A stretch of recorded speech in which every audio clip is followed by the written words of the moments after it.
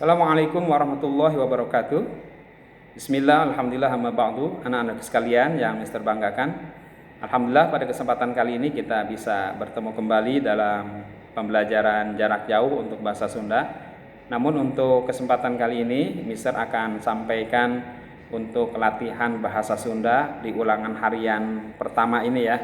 Jadi pekan ini pekan ulangan. Jadi nanti Mister akan sampaikan soal ulangannya di classroom. Namun sebelum kalian melaksanakan soal ulangan, Mister akan jelaskan dulu materinya. Materi yang akan disampaikan di ulangan itu materi yang pertama kali kita pelajari, yaitu tentang pupujian.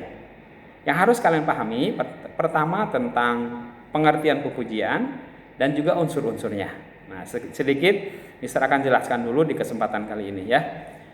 Nah, jadi pupujian itu tembang yang isinya itu memuji. Itu namanya pupujian.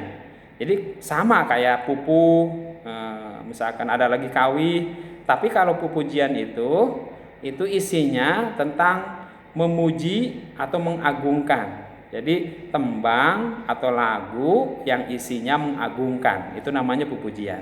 Paham ya? Boleh kalian buka di halaman 2. Itu materinya, itu nanti kalian bisa baca lagi contoh pupujiannya di halaman 2 dan materinya di buku kalian yang sudah dicatat ya. Boleh buka dulu bukunya, coba silahkan perhatikan dulu, Mister sedikit jelaskan ya. Nah, yang kedua di samping pengertiannya, yang kedua unsur-unsurnya yang harus dipahami.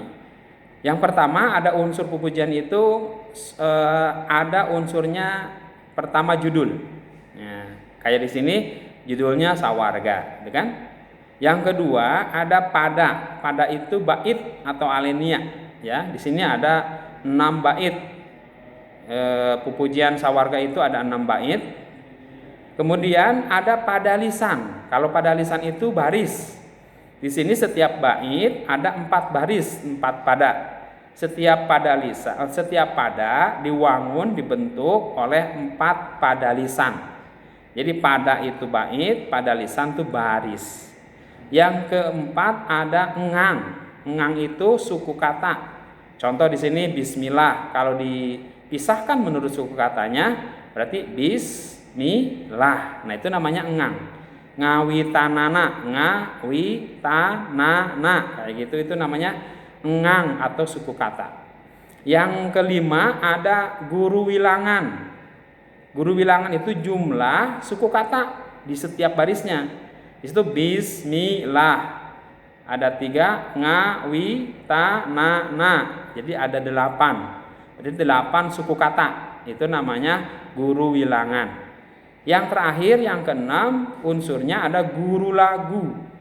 Kalau guru lagu berarti vokal akhir pada tiap baris. Di sini ada huruf A.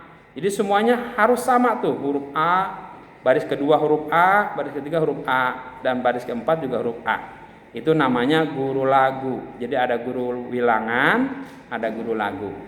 Nah, itu unsur-unsur yang ada dalam pupujian. Bisa dipahami ya? Nah, itu yang materi yang pertama Mister sampaikan. Dibaca lagi. Nanti kerjakan soalnya, Mister akan sampaikan di classroom. Nanti kalian kerjakan di buku tulis, kemudian difoto, disampaikan di classroom lagi.